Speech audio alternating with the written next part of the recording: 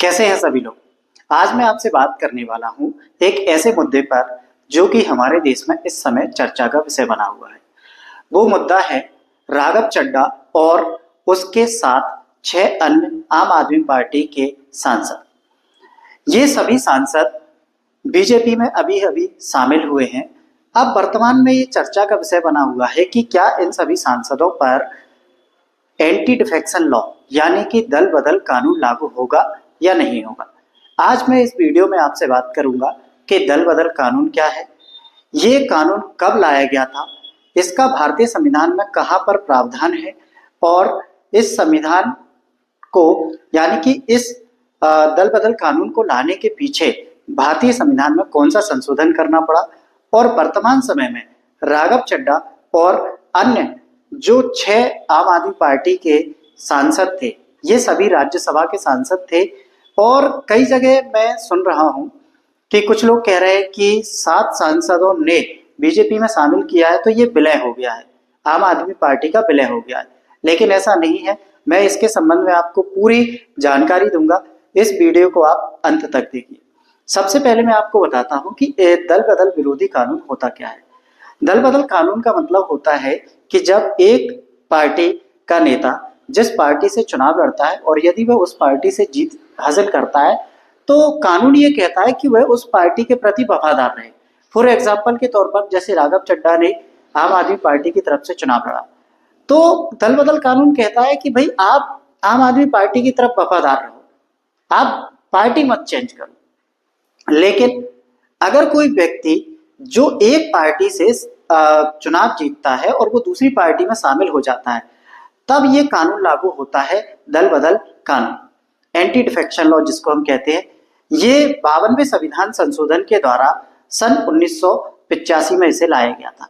इसके द्वारा भारतीय संविधान में कुछ अनुच्छेदों में संशोधन किया गया और वो अनुच्छेद कौन कौन से थे, यानी कि आर्टिकल्स की बात करूं तो आर्टिकल्स 101, 102, 191 और 192, ये 4 आर्टिकल्स थे। इसके अलावा एक अनुसूची जोड़ी गई थी, उस अनुसूची का नाम था 10वीं अनुसूची, अनुसूची नंबर 10। ये अनुसूची हमारे संविधान में जोड़ी गई थी। अब मैं बात करने वाला हूं कि इसमें क्या प्रोविजन है कि क्या राघव चड्ढा और उन सभी सांसदों पर, राज्यसभा के सांसदों पर क्या यह कानून लागू होगा या नहीं होगा। तो इसमें आप पढ़ेंगे तो आपको मिलेगा कि यदि कोई सांसद या कोई विधायक स्वेच्छा से त्याग देता है किसी पार्टी को और फिर वह किसी अन्य पार्टी में मिल जाता है तो उस पर एंटी डिफेक्शन लॉ लागू होता है। ठीक, अब हम देखते हैं कि क्या राघव चड्ढा और अन्य सभी पर यह कानून लागू होगा या नहीं होगा। इसके लिए आप एक चीज देखोगे, इसमें एक पैरा नंबर 2 लिखा है।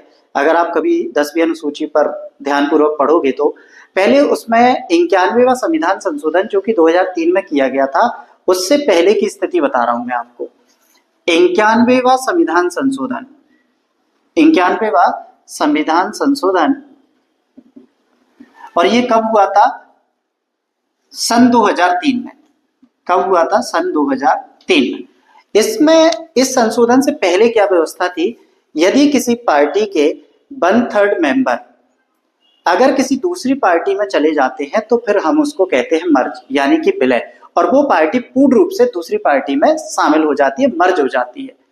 लेकिन आम आदमी पार्टी के 7 सांसद राज्यसभा से बीजेपी में शामिल हुए हैं तो क्या वो विलय माना जाएगा या नहीं माना जाएगा। तो देखो, आम आदमी पार्टी कोई अकेले सिंगल राज्यसभा में तो कह सकते हैं कि हम 10 सांसद थे जिसमें से 7 शामिल हो गए हैं बीजेपी में। लेकिन पंजाब में आम आदमी पार्टी थी, दिल्ली में भी आम आदमी पार्टी है, तो क्या ये विलय हुआ क्या? तो ये बिल्कुल भी विलय नहीं हुआ है। विलय कितना माना जाता है? 91वां संविधान संशोधन 2003 के बाद इसमें परिवर्तन किया गया और ये बोला गया कि अगर किसी पार्टी के 2/3 सदस्य पूर्ण रूप से किसी दूसरी पार्टी में चले जाते हैं तब उसे मर्ज माना जाएगा यानी कि विलय माना जाएगा। तो ये चीज आप लोगों की क्लियर हुई होगी। एक और चीज है, कई लोग वीडियो बनाकर डाल रहे हैं और कई लोग इस चीज को बोल भी रहे हैं कि क्या इस पर राज्यसभा के पीठासीन अधिकारी का निर्णय महत्वपूर्ण होगा या नहीं। क्योंकि वो तय करेंगे कि क्या ये राज्यसभा के सदस्य बने रहेंगे या फिर इनको हटा दिया जाएगा, यानी कि निर्हरित घोषित कर दिया जाएगा। तो आपको मैं बता दूं कि सामान्य तौर पर हमारे यहाँ पर एक केस लॉ आया था कि हो तो होलोहान बनाम जाचीलू का मामला। इस मामले में एक पैरा लिखा होगा, अगर आप कभी पढ़ोगे 10वीं अनुसूची का पैरा नंबर 7, उसको असंवैधानिक घोषित कर दिया था। उसमें ये लिखा था कि यदि किसी व्यक्ति की या सदस्य की निर्भरता का प्रश्न जब भी आता है तो उसमें पीठासीन अधिकारी का निर्णय अंतिम होगा।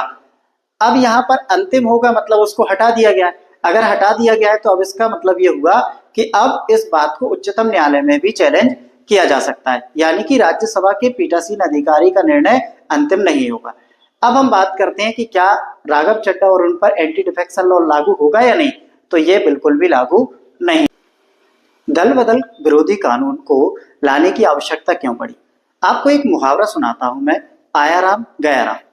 ये एक मुहावरा आया कहां से था, इसके पीछे की कहानी क्या है, आइए जानते हैं। तो एक समय था सन 1967 का। कब का समय था? सन 1967 का। ये हरियाणा की कहानी बता रहा हूं मैं आपको, हरियाणा की कहानी है। और वहां का एक विधायक था हसनपुर के, जिनका नाम था गयालाल।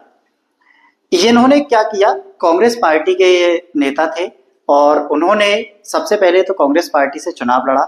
उसके बाद चुनाव जीतने के बाद ये यूनाइटेड फ्रंट में शामिल हो गए और वहां शामिल होने के बाद ये अगले फिर से कांग्रेस पार्टी में आ गए और कांग्रेस पार्टी में आने के बाद फिर से ये यूनाइटेड फ्रंट में चले गए, यानी कि 15 दिन के भीतर इन्होंने लगातार पार्टियों का बदलाव किया।